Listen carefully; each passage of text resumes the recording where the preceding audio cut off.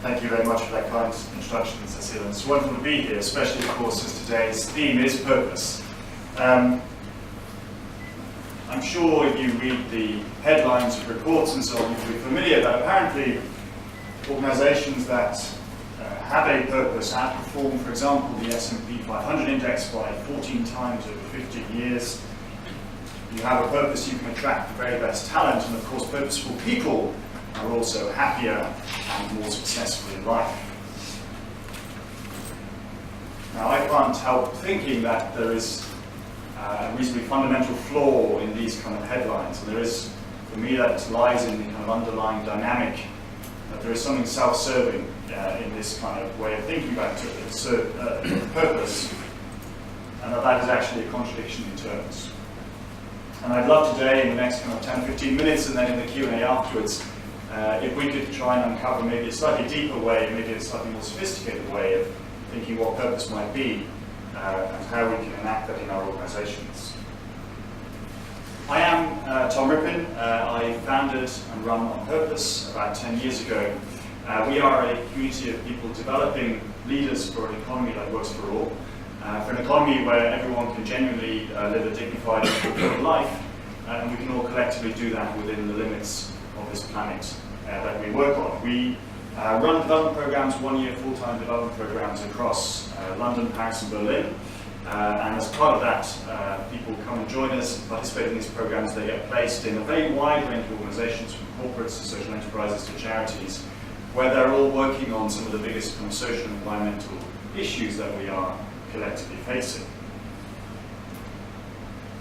Now, as I said, purpose has become, I think, over the last few years, quite a fashionable term, and I think there is a real risk of it being diluted, and a real risk of us, or certainly people, putting it in a box, putting it in a comfortable box, where we can kind of deal with it and we can tick that box, as opposed to purpose actually being the kind of challenge to change that I think it ought to be. And so it's worth, I think, going back to what I sometimes call purpose basics, and thinking about, well, what is purpose really about? And humans have been thinking about this for millennia, obviously. Many philosophers and so on have had all kinds of theories, but one that I like to go back to from the 20th century is Viktor Frankl, who is a psychiatrist who survived the concentration camps. And he talks, particularly like many others before him as well, about purpose being about making a difference beyond yourself, about making a difference to something that is greater than yourself, striving to go beyond yourself, literally, as it were, that higher purpose, that higher goal that you might have. But interestingly, he then goes on to say that this going beyond yourself, or as he calls it, self-transcendence, is actually a requirement if you want to, what he calls, self-actualize, what we might shorthand think of as, if you want to become fulfilled or successful or happy, if you want to self-actualize, you actually have to self-transcend. In fact, self-actualization will only come about as a byproduct of self-transcendence. Now, I think the interesting thing to think about is obviously, especially in today's context, how does that apply to the organizational context? Because that's what we're talking about today, rather than individual people. And organizations, any kind of organization, whether it be a business, a charity, a social enterprise, essentially either produces a product or a service. And if you think about it collectively, all organizations taken together, obviously including individuals and things like family units as well, we collectively all try and create all the products and services that we need, that everyone needs to live, hopefully, a dignified and fulfilled life. That is ultimately the system of the economy. We have a system which we call the economy, which is essentially how we organize ourselves to make all these things happen, to create all these services and products. And I think it's fairly uncontroversial these days to say that that economy is ill. That economy is not doing what it's supposed to do. Whether it be the usage of food banks in this country, or even just thinking about other countries where the types of services that humans might need to flourish are certainly not being provided, or whether it be on the environmental side, the statistics that get thrown to us on a daily or weekly basis, such that we almost become numb to them. Although there was one few months ago, which did even shock me out of my usual kind of lethargy, which was the WWF report, which made me realize that when I was born, there were literally twice as many animals on this planet as there are now, which is, I just think, shocking. I don't know where that's going to end up.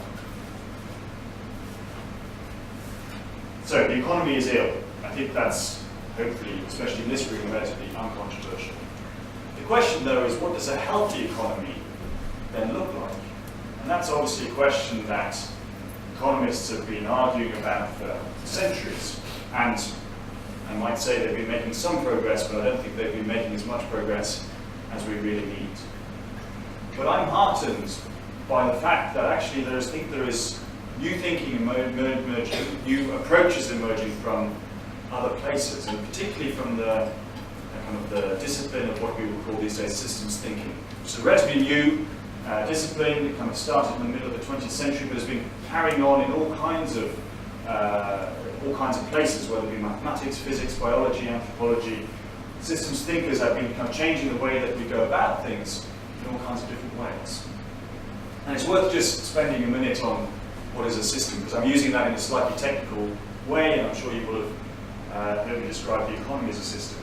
And I'm sure many of you are familiar with this, but systems are essentially, as I'm sure you know, all around us, whether it's a bacterium that is a system, whether it's a laptop that is a system, whether it's our human bodies that are systems, the organizations that we work in, the economy that they are part of, or nature that the economy is a part of as well. The simplest way of describing a system is that it is a connected set of elements that are interacting with each other for a purpose, to do something. So the chips, the microchips in your laptop, for example, are interacting with each other in order to allow you to perform calculations. Or the cells in your body are interacting with you, admittedly in a very complex way, but they're interacting with each other in order to keep you alive, in order to keep you healthy. And now the exciting thing is that recently all this kind of systems thinking that's been happening across all these various disciplines has been people starting to bring that together. And they've realized that there are actually a set of quite quantifiable, universal characteristics of healthy systems. So we can actually look at a system and say, actually, we know how healthy that is based on the fact that if we look across all kinds of systems, natural ones, man-made ones, we know what healthy looks like. That's actually quite a big deal. Let me give you a couple of examples of what some of these characteristics are. A healthy system, for example, will make sure that resources are circulated to all parts of that system. So going back to that body example that we had, you have in your body literally trillions and trillions of cells. The number of cells is quite mind-boggling, actually. And nevertheless, your body ensures that every single cell in your body has its own little blood supply. There is a little blood vessel going into that cell, there's a little blood vessel going out of that cell. Which is, if you think about it, an enormous effort that your body goes through. The body doesn't say, you know what, I'm just going to come and supply the big and important cells with some blood, the resources that they need, and then I'm going to rely on a kind of trickle-down effect for that to get to the smaller cells. It doesn't do that. It makes sure that every single cell has the resources that it needs. And I'll let you think about how well we do that in our economy, or how well we do that in our organizations. A second example, after making sure that resources are circulated to all parts of the system, is that we reuse our resources multiple times. Healthy systems recycle resources. And here I think there's some exciting things happening in, I'm sure you're familiar with the term of the circular economy, where businesses are realizing they need to change how they operate, not just businesses, organizations in general, that the old model of taking resources from nature, using them once and throwing them away doesn't work. We actually need to recycle them, upcycle them, reuse them as many times as we possibly can, hopefully indefinitely. So that's already exciting, but we need to get even better at that as well. And just a third example of what healthy systems actually look like. Healthy systems balance growth with resilience. Growth, which is associated with efficiencies, and resilience, which is associated with diversity. So if you look at a healthy system, you will not tend to find just very few, very large, very efficient providers. You won't also find just thousands and thousands of tiny ones, which are hugely resilient, but collectively maybe quite inefficient. You will always find that kind of sweet spot in the middle where we have them big enough to be reasonably efficient, but diverse enough to still be resilient as well. And again, it's not difficult to make the leap to parts of our economy where that is or isn't the case. So why all this talk about systems and what healthy systems look like? Well, I think if you combine that thinking with the thinking that Viktor Frankl gives us, that our purpose is derived from a higher level, from something beyond ourselves, then we start getting to an interesting point. Because given that all organizations are part of the system that is the economy, I think we can then say that actually all organizations' purpose should really be to understand your place and to take your place in the system and to contribute to the health of that higher level system. So we all collectively need to be making sure that our economy is a healthier place. In the same way that the cells in your body all know what they need to do and what their function is to keep us healthy and to keep us alive, and they interact with each other in very complex ways to make that happen. In the same way, I think our organizations need to be performing that function in the wider economy.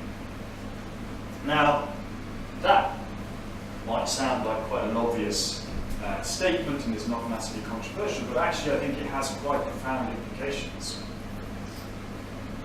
This means that this is not looking after ourselves as an organization. This is not about, it's part of it, but it's not primarily about making sure our employees are happy and satisfied. It's not, I'm afraid to say, also not about making sure our trustees are happy and satisfied, or even our wider stakeholders. I would actually even say, more controversially, it's not actually necessarily just about making sure our beneficiaries are happy and satisfied, although that is obviously a part of it. But it is thinking about that higher level system, and what am I contributing to that? And is that system, due to my intervention, going to be a healthier place? It also means that some of those dynamics which I think are involved in those statements that I told you about at the beginning about the S&P 500 index and so on, some of those dynamics don't work. It's not about doing well by doing good. This is purely about doing good because we collectively have to stay well. It's not about enlightened self-interest. This is just about being enlightened because ultimately there's not going to be too many of us left to be self-interested if we're not a little bit more enlightened about this. And importantly, this is not about business cases. I think we have to realize that purpose and business case are not always going to be aligned. There is going to be sometimes a trade-off. If they were always aligned, we wouldn't need to have two separate words for them. But imagine this. Imagine if every time we had to currently write a business case, every time we start a new organization, every time we start a new initiative, every time we want some money for a project, imagine that rather than writing a business case, we actually had to write a systems case. How is this going to benefit the overall system that we operate in? Rather than writing the self-actualization case, we write the self-transcendence case. Now, one thing that I hope you might do after today, after this conference, is go back to your organizations and have a conversation with them about what is our purpose really. And at one level, that's a very trivial question. You have a mission that is enshrined in your governing documents, and I'm sure you can quote that to me. You may even have a theory of change. I'm sure you can quote that to me as well. But actually, I think that's that is a non-trivial question. I think it bears quite a lot of inquiry. Do we really know what benefits we create for the whole system? Do we really know what all the unintended consequences are that we are responsible for? Do we mitigate those or do we avoid them? Do we really know how we are making the whole system, the whole economy, a healthier place? But the good news is that I think you, as a collective group of people, are ideally situated to spark that conversation. As trustees, as people who are involved in governance, you can spark that conversations with your organisations and try and launch into that inquiry, which I'm sure will take a while, but I hope will be a very useful one. There's also one question that I hope you might be able to bear in mind for today as you go through the rest of your sessions today, and that is, in everything that we're talking about, in everything that we're hearing about, where is the systems case? Well, ultimately, how is this going to contribute to a better economy? I think if those two things happen, I think we can all be confident that actually we will start to be engaging with purpose in a deeper and a more sophisticated way. And I'm sure you will have a very fruitful rest of the day with lots of insights and I'm sure lots of inspiration as well. I thank you for the time you've given me to listen to me, and I look forward to answering some questions.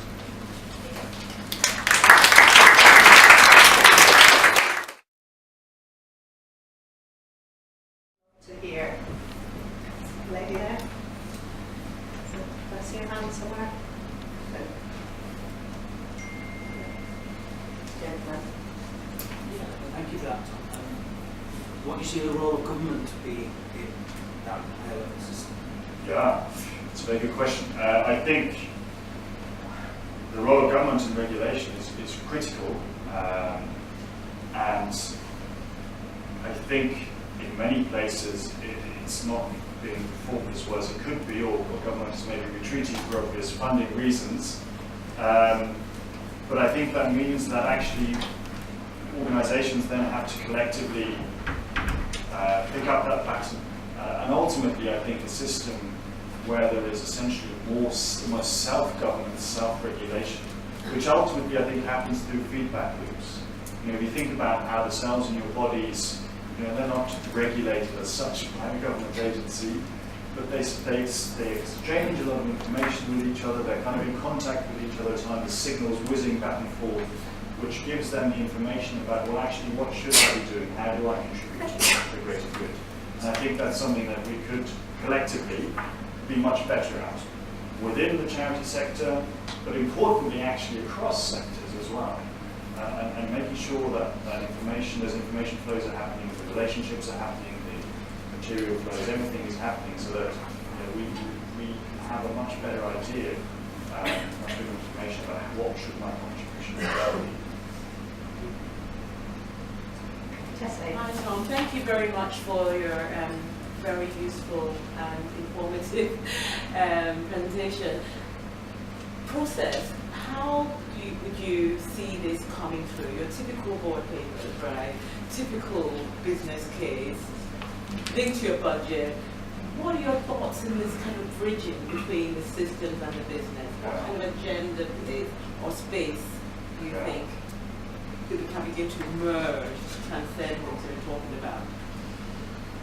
It's a very good question, and I don't have the answer to it. But I think what I can say is that ultimately, if we want to operate in a way that benefits the system, we have to embrace some of the system's thinking as well.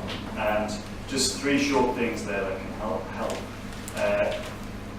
One of the things when we're talking about systems thinking is that we have to get rid of this idea that we can design interventions, that we can forecast or understand what the system is actually going to do. Most systems, all systems that we work in, are just too complex for that. They go beyond what we can rationally understand. But there are other ways of operating instead. And one is to, if you have a purpose, if you know where you are generally trying to head for, rather than trying to predict what you should do and design an intervention and have a roadmap for the next 5 years, to say, well, actually, I'm going to run some experiments. And I'm going to see what happens. And some of them might be quite small experiments, some of them might be quite big experiments. But then I'm going to evaluate those. I'm going to listen very carefully to the feedback that comes back. And this is not just on an individual basis, but as an organizational level as well. And I'm then going to, rather than trying to understand what the system is, I'm going to launch something and see what the system does. And then I'm going to essentially measure that against where I'm trying to go, what my purpose really is. And based on that, I will then do more of this and less of that. And that's a way to then try and edge towards what might be your purpose. So I guess the short answer is that ultimately this requires a different way of thinking as well. And we maybe need to kind of let go of some of our more reductivist, rational approaches. Not that systems thinking is any less rational, I would actually posit it is more scientific. It is genuinely more how the world actually works. But it requires a certain amount of different approaches and almost kind of different re-education of ourselves as well. Reminds me of the fact that I think some of our regulatory bodies have begun to grasp that behaviour is not in fact in the end dictated by rules. I suspect our top level leadership still needs to learn that. Anybody else with a question or a comment? The gentleman there with the pen. I'm just thinking, all the charity boards in the governing documents have to talk about what they're doing for the public benefits. I've seen an awful lot of quite cleverly worded things that focus actually on the charity's main function as opposed to the public benefits. It strikes me that there should be more of a conversation around that, how the whole system interacts and how charity board interacts with the whole system when we're looking at the public benefits and how that goes to the public benefits, what the overall aims are. Do you think that that would be a sensible conversation to have at a board level as part of the strategy? That's something we need to try. I completely agree, yes. Thinking about it's precisely, I think, that distinction between self-actualizing and how can I be a successful charity, which is, of course, doing some good, but how can I grow myself and attract more funding, versus actually, well, what role do I really play in the system, and what is the best way of doing that? And that might involve shrinking, who knows? I mean, there's obviously, charities have long talked about the fact that if they're really successful, many charities talk about the fact that if they're really successful, they will go out of business in a certain number of years. And in some ways, that thinking, which has been in this sector for a long time, I think is a systems way of thinking about it, because you're thinking, well, actually, ultimately, I would like the system to be such that I don't have to exist in it. So I think there is, this space has historically had elements of this kind of thinking in it already, but we need to reinvigorate that, and I think we need to spread it beyond this space as well. Thank you. I probably need to call a halt there. It's always the way, isn't it? Just when the debate starts to really warm up, we have to move on. Tom, thank you so much. Are you going to stay around for sort of a while? I will be around for the Super. More conversation over coffee later. Thank you.